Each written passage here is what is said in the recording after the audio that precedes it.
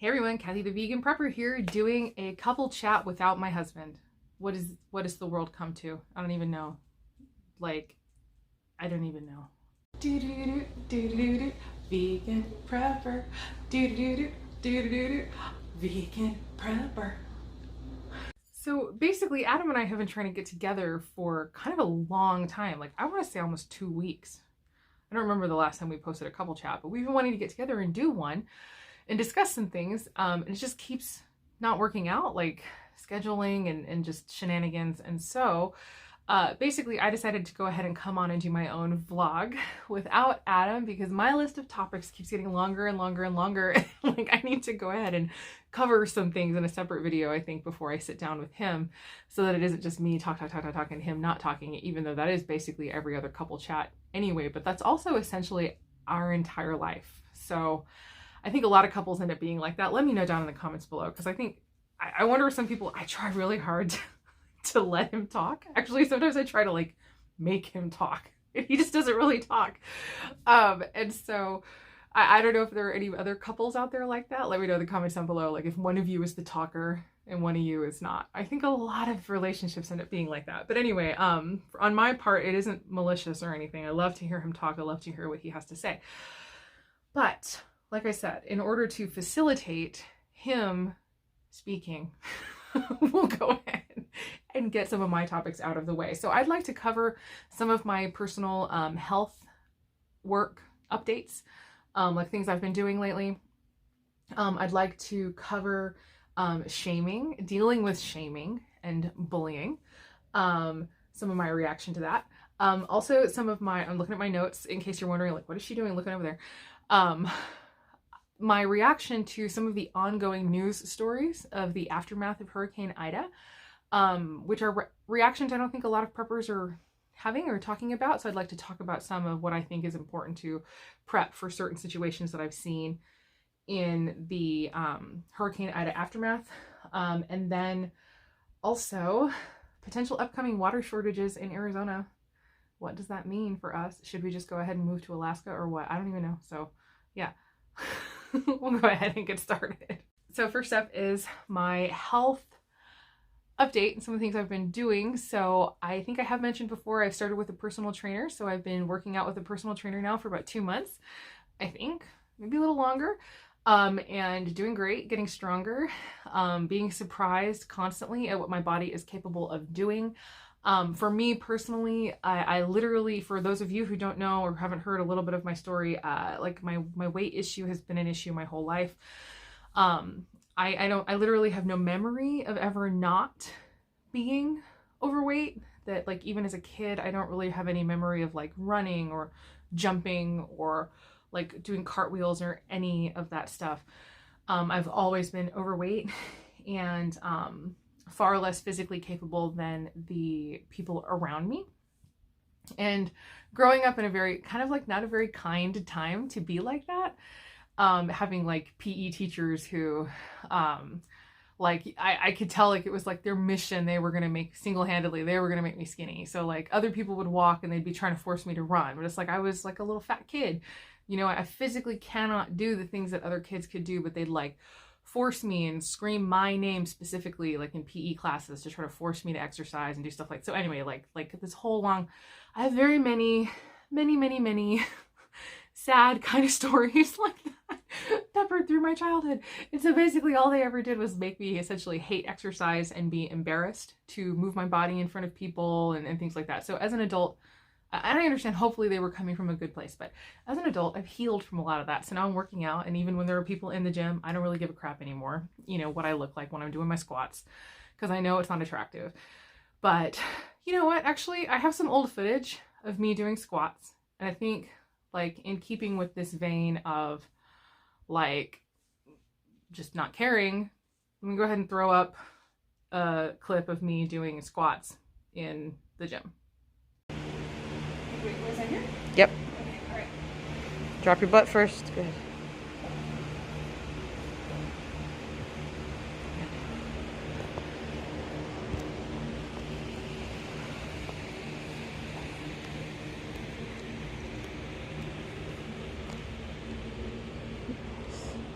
Let's go for 10 this time.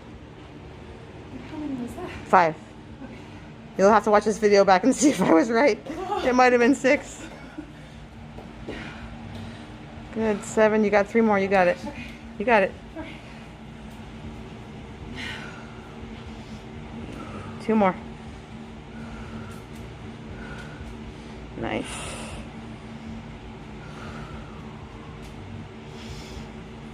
Good. Perfect. Okay, so there you go. I've been working with a personal trainer, getting stronger and stronger. It's kind of amazing. One thing that I do have going for me is extreme flexibility. I'm like this close to being able to do splits. Honestly, I am. If I could just work out loosening up my hamstrings is what I'm working on right now. Because if I had loose hamstrings, I could absolutely do a full-on split like this. I haven't tried the other way, but like this way. And like there was one time, I can't remember which stretch I was doing, but it was one of the practice. I think it's the pigeon stretch. Anyway, I don't know the names, but I was it's a leading up stretch to doing splits. And my new workout partner, because I get a reduced rate if I'm in a group, and I just recently had to switch my group. My new workout partner looked over when I was doing that stretch. She goes, "Holy bleep, you are flexible." And it was like, yeah, because Megan was telling her, my trainer was telling her, she's really flexible. She's like freakishly flexible. I've never seen anybody this flexible. So I am extremely flexible. But anyway, I do have that going for me. But the latest thing that I have been doing is intermittent fasting. So at first I did a 12-12 schedule. So that means 12 hours eating, 12 hours off. Now I have just cranked it up and I am doing a 16-8 schedule, meaning I fast for 16 hours and 16 hours of the day I'm fasting and 8 hours of the day I am eating. So that is becoming a special challenge. Oddly enough, the challenge is not the not eating. In fact, I was noticing even just with a 12-hour, like so many of my food issues are being addressed just with the fast, because it's not like what I eat or whatever. It's like, no, I'm not eating anything right now. So it's just like, I don't know, there's like something that's so like freeing about it. And so even like now my new schedule is 8 to 4. So I start eating at 8 o'clock in the morning and I finish eating. Okay, hold on. Sorry, I thought I was gonna do a terrible sneeze. Anyway, I finish eating at 4 o'clock in the afternoon, which is I don't know, it's not nearly as difficult as I thought it was going to be. Kind of the most annoying part is making dinner for everyone and then not eating it.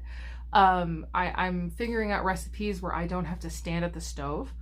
So it's like a lot of instant pots, a lot of soup stuff. It's like I can just throw stuff in and let it boil and then let it come back when it's done. But then I don't taste it to make sure it's good. And I just sort of tell everybody, just taste, add whatever you think it needs. And so that has been interesting for sure, but not difficult at all. It's actually kind of, like I said, just sort of freeing. It's weird. And I feel kind of incredible, honestly. I think a lot of good things are happening. And so I'm eager to continue updating about that. So for me, like I said, my biggest challenge is actually figuring out how to eat during that 8 hours. And how do I kind of make enough calories in such a short window, but also like healthy calories. And so working on solutions for that and figuring that out is kind of, and I'm definitely not being perfect. My window was ending. It was like 3:45 and I was like, holy crap, I haven't done very well today. So I ate one of my protein bars and I just had some soup with some tofu in it, and hopefully that was kind of enough. But I have been eating this whole time, so it's going to be different. But one of the things that I really want to do, and I didn't manage to get it done today, was I want to make a big batch of vegan walnut taco meat. If you look up raw vegan taco meat, and it's obviously not vegan. It's yawning, you guys. I can't stop yawning right now. Anyway, it's the taco meat. It's delicious. And I've had it several times before, but I'm pretty sure I want to start incorporating stuff like that into a few more of my meals, like maybe eating a few more nuts than I normally eat. I'm not going to go like vegan keto because I still don't think that keto is a good long-term solution, but I think that as long as I'm being pretty strict with my veggies and, making sure to really maximize every single calorie that I'm getting, every nutrient, I think that I could do okay adding a little bit more fat in. So we'll see how that goes. And yeah, I'll just keep you guys updated. So I super appreciate if you guys are cheering me on. And yeah. It's like, I haven't even posted the video yet, and I'm like, I cannot believe I posted that video of me squatting. So I'm gonna have to rewatch the next section if I end up with any trolls. Okay, so now we're gonna be talking about dealing with shaming and bullying. So this is one of those things where it's just a hilarious thing. So like I talked a little bit about being like a fat kid or whatever, and so I definitely dealt with a lot of shaming and bullying growing up, but it was nothing compared to what I have faced in these last like almost 4 years being vegan. I mean, people coming out of the woodwork to say just kind of nasty, awful things on purpose, like trying to provoke a reaction. Or like I've shared on the channel before, I think like one time at church, a lady like straight up started speaking Bible verses at me like she was doing an exorcism or something. Like, because she found out I was vegan. It was at like one of the, like a stupid potluck thing. Pot faith, oh my gosh. Potluck, people. It's like pot faith. I can't even, like, It's like I need to restart the take, but seriously, that is so lame. Okay, at the potluck at church. It's like, I just was like, is there eggs in it? Or whatever. Somebody's like, you know, because I'm vegan, and I just said it because, you know, that like they say, oh, if somebody's a vegan, you know, don't worry, they'll let you know. Like that whole, like that joke about how vegans, it's like we're super self-righteous and we want to run around telling everybody that we're vegan. Honestly, we don't, I think for the most part. I would love to just sort of live and let live and just be in my corner eating my beans and just not even mess with anybody. But the fact is that we are still social creatures, and we still surround ourselves, and the vast majority of the people surrounding us are not vegan. And then sometimes it just sort of comes up, and then you say, I can't have that, I'm vegan, because you don't want to hurt a person's feelings because they've offered you their cake like 3 times and you've said no, you know, and then somebody starts trying to exercise a demon. I don't even know. So it's just like this crazy, like, this crazy thing. I'm not like trying to tell a sob story or get anybody to feel sorry for me. I feel totally fine. I am blessed and happy and super, super happy to be vegan, even with the very few people that I've encountered that have been bad. And so, but I've also encountered, honestly, just the most incredible kindness, I will have to say. So I don't mean to make this like only a sob story. So like people who are absolutely not vegan whatsoever, but like who advocate all kinds of stuff that I just so don't agree with, but who will like at church, for instance, who will absolutely make sure that there's like almond milk out for, you know, coffees or whatever, because they know that we're there. But also it isn't just about us. Like I've been able to bring up, like I've brought up many times, I think on the channel, but I'll bring up at church too, that it isn't just about the veganism, that there's people out there with dairy allergies, there's people out there with egg allergies. And so anything labeled vegan is safe for people with dairy and egg allergies. And so like, oh yeah, thinking about people with dairy allergies. Okay, yeah, let's start providing almond milk. And so it's like, it just starts, you know, like trickling out. So you try to be good. For the most part, you just try to be nice, right? Like the Bible says, a soft answer turns away wrath. And so I just have to practice that to the extreme. So the latest 2 examples though, which is just so funny to me and what made me start thinking about this, was from Monday night with Marauder Mondays with Magic Prepper. So it's Magic Prepper, my man, I love him. He's like a gamer, I'm a gamer, he's kind of into dorky things, I'm into dorky things, so I'm just like, yes. I feel like we mesh on a lot of levels. He's absolutely not vegan whatsoever. So, but anyway, I really like him. I like his content. I like the way he thinks. You know, he has kind of a different take on certain things. So anyway, I'm there every single Monday night, Marauder Mondays, in the live chat. If you feel like hanging out anytime on Monday night, that's where I will be. And so basically this last time, you know, I had Vegan Prepper obviously comes up. He even mentions my name constantly. Not constantly, but almost every time he'll say, hey, Vegan Prepper, nice to see you, because I'm there all of the time and I'm active and I'm, you know, anyway, in the chat. And so one of the people said to me all of a sudden, just like at random, I'm trying to decide which one to tell you first. I think I'll tell you this one first. The guy just says, hey, Vegan Prepper, I just processed 18 chickens this last, Wednesday. AKA, I just killed 18 chickens last Wednesday. I'm like, well, good for you. Like trolling me. Like, what do you want me to say? So these are people who are like poking the bear or trying to like kick a hornet's nest. And I fully understand that not everybody is like not every homesteader, not every farmer is like this, you know, wanting to just like purposefully be mean, talk to the vegan about how many animals you just killed. Like, you know, whatever. But it was just, again, practicing an extreme form of a soft answer turns away wrath. And I just basically, but I did call him on it. Like, I'm not going to like be a doormat. I called him on it. I was like, why would you tell me that? And I can't remember exactly what I said, but if you go to the September 27th, 2021 episode of Marauder Mondays and you play the live chat, you will see it happen. I can't remember when. But if you start sort of looking for my name to pop up or whatever, you might see my response to the guy and then be able to see who it was. But anyway, and I basically was like, why would you tell me that? What's the point? Were you hoping that I was going to freak out? Was like what I said, because again, I'm going to kind of call him on it while at the same time being kind. And I said, look, I'm not going to freak out. Like, basically, I can't remember exactly, like, I understand that exists or something, but I did say, at least you do it yourself and you don't outsource it, you know?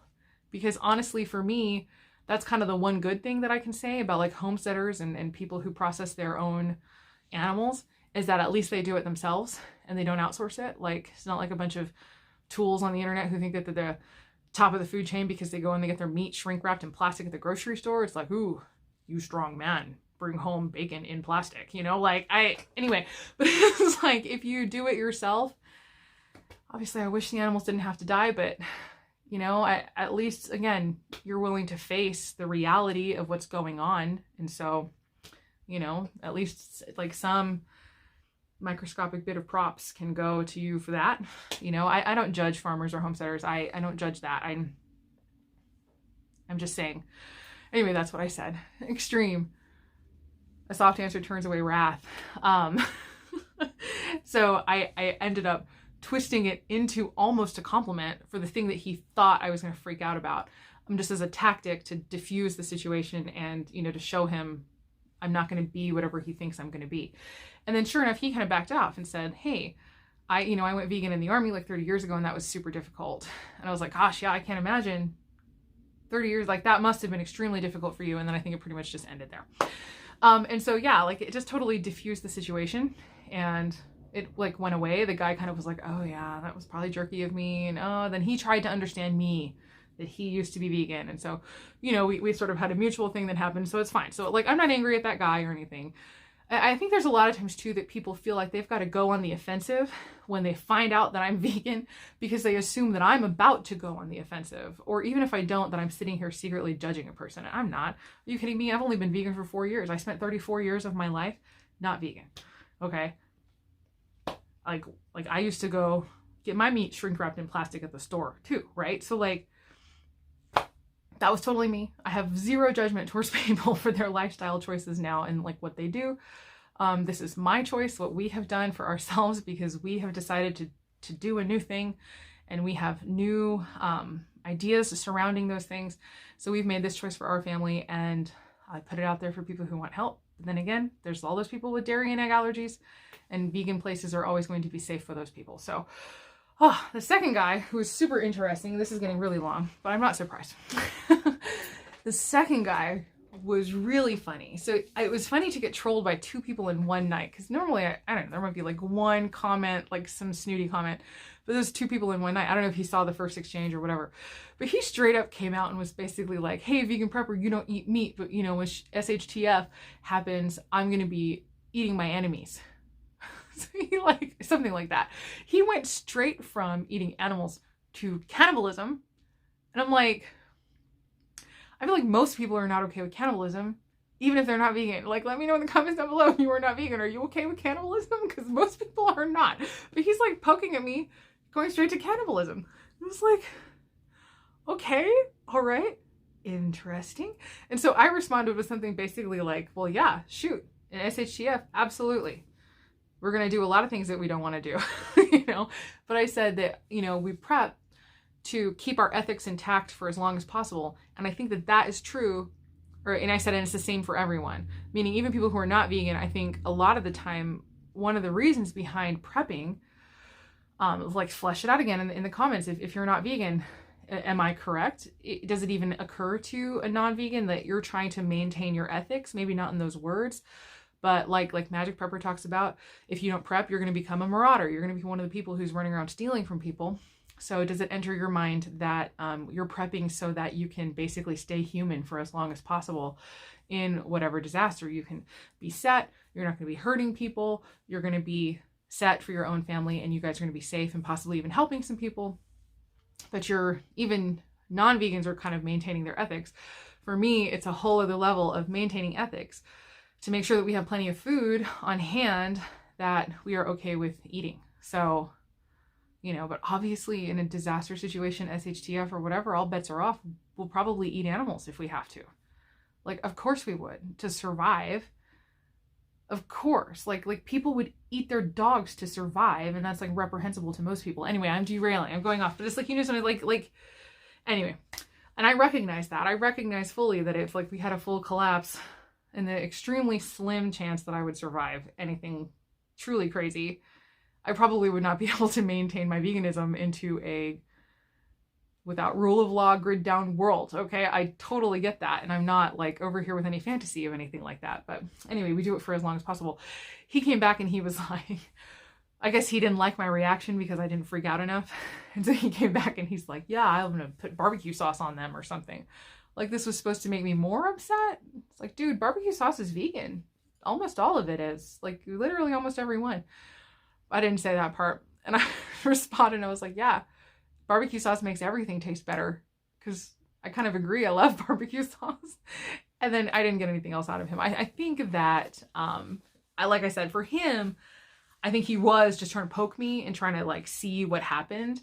And then I did not live up to his hopes. So sorry about that.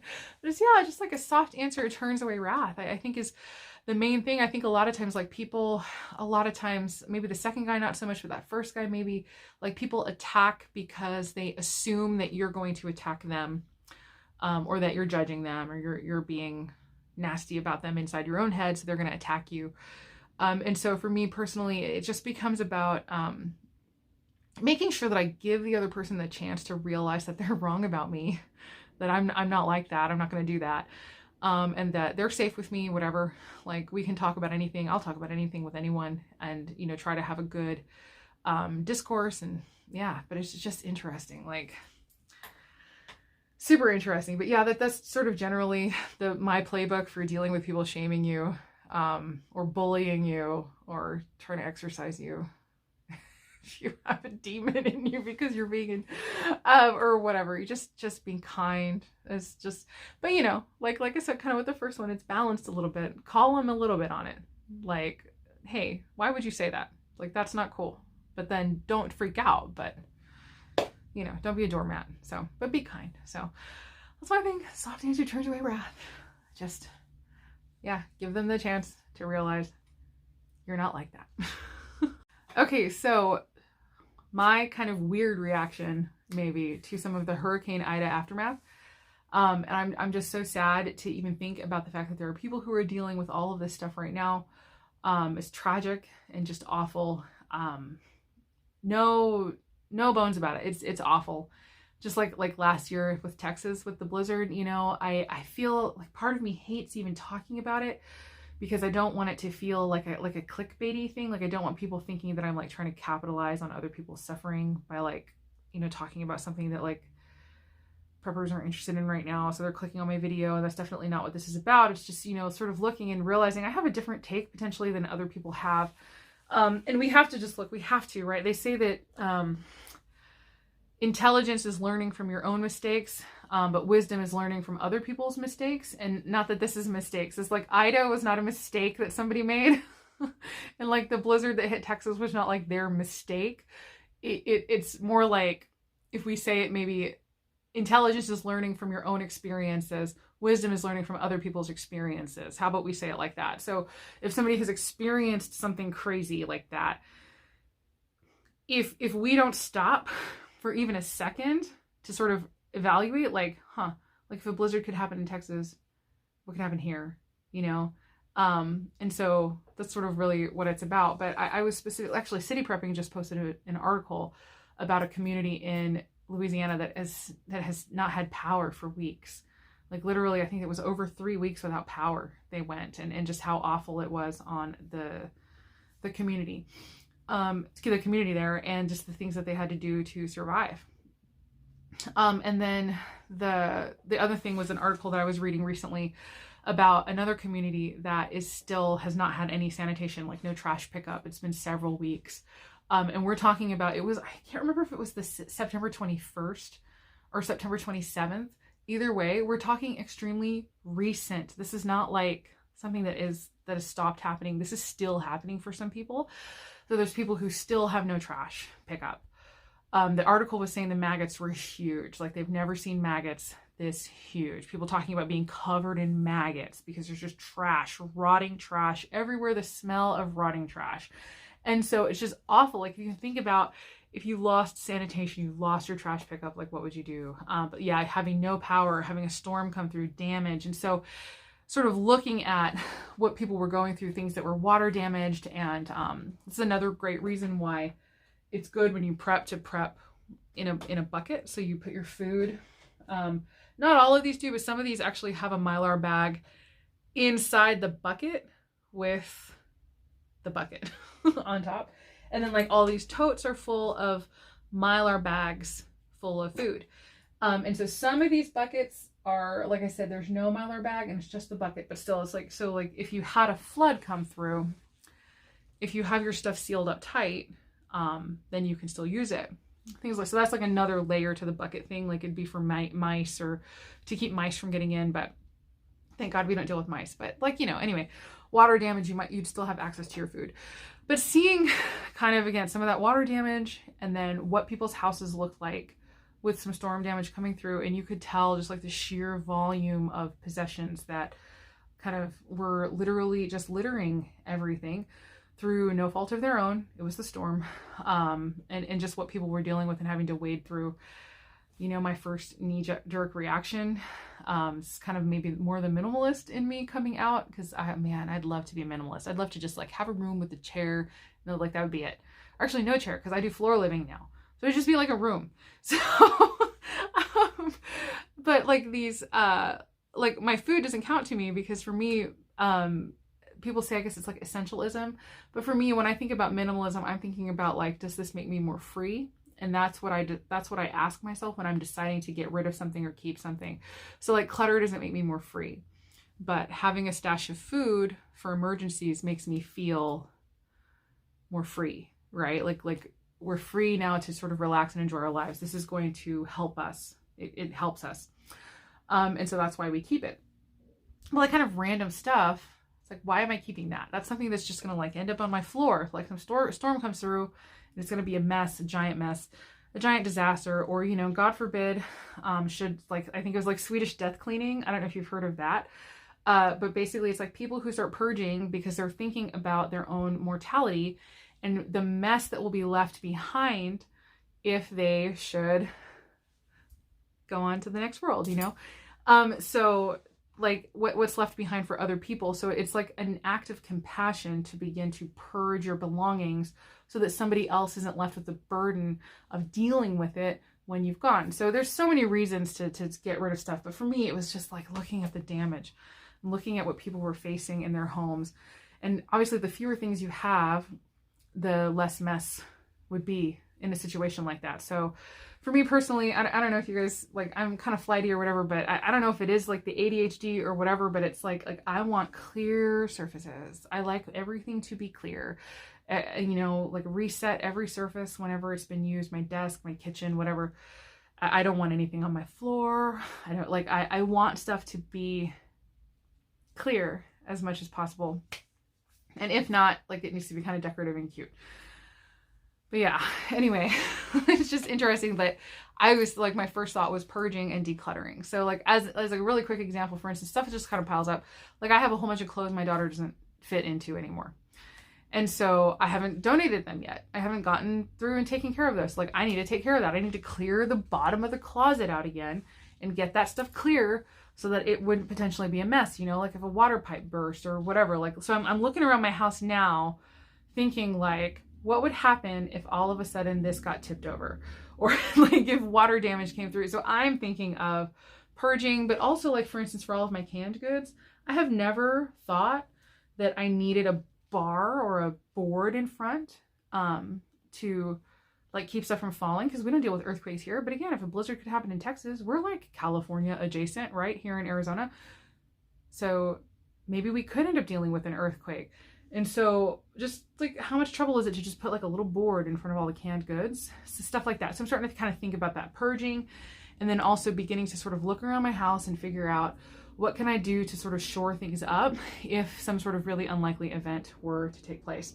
The other thing is, again, from that article, and I mentioned it in my prioritizing prepping, especially on a budget, that article talking about sanitation, and I mentioned that like living a more zero waste lifestyle, to try to cut down on your waste as much as possible so that you wouldn't be in such dire straits if you lost access to city trash for over 3 weeks. I mean, oh my gosh.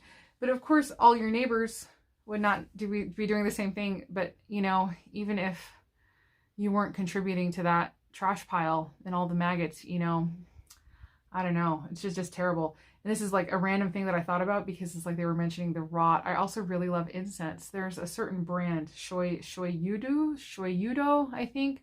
It's a Japanese brand of incense that I like to burn. It's like made of pure ingredients, but it's just amazing. And it gets rid of any odor, like any odor. It's my main deodorizing, you know, like if something happens in the bathroom, because we have all these people living here, then I just freaking light a little incense stick and stick it in the bathroom and let it go. So maybe even stuff like that to sort of help alleviate smells. I don't know. So it's a random thought. So it's like two kind of random examples, kind of purging, decluttering, figuring out how to shore up your house, and zero waste. Focusing again even more on how can I reduce my waste. So yeah, kind of moving forward, those are going to be some of the things that I am thinking of, and that's like my kind of my Hurricane Ida situation reaction.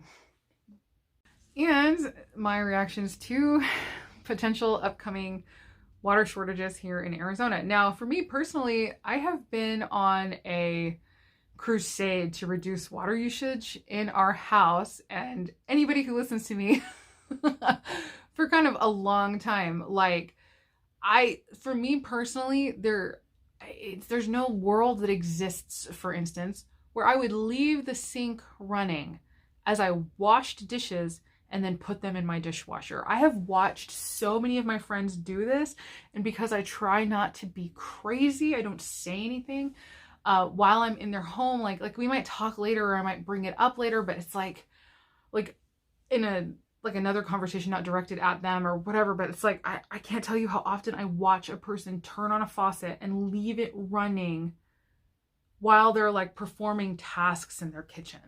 I'm like over here like up, off, on, off as I'm doing stuff. But I also don't rinse dishes before I put them in the dishwasher. That's what the dishwasher is for. Like, you scrape off the food chunks, but you can leave the film of food, which is actually helpful to get the dishwasher detergent to work more effectively. That like reacts to the food on the plate. There's like this whole sciencey thing that I read once, all about it. And it totally justified me with like not rinsing your dish. Why do you wash your dishes before you wash your dishes? Like, it's anyway. So like, and like I grew up in the age of Captain Planet and Teenage Mutant Ninja Turtles, and like all of those, you know, save the earth messages that were always like on the after like the little tidbit at the end of the cartoon, you know, like I was inundated with that as a kid in the 90s, you know. So I even as a kid, it was like turn on the water, turn it off, like only enough for what you need, like get your toothpaste wet or whatever, brush your teeth with the water off. Like, I don't even know. My husband introduced to me to, if it's yellow, let it mellow. If it's brown, flush it down. And so we even practice that, not to get too just like horribly gross or whatever. We practice that to a certain extent. It's like, you know, if it's yellow like 3 times, go ahead and flush it down. Don't like let it sit all day long. Like, you know, you don't have to do it every single, anyway.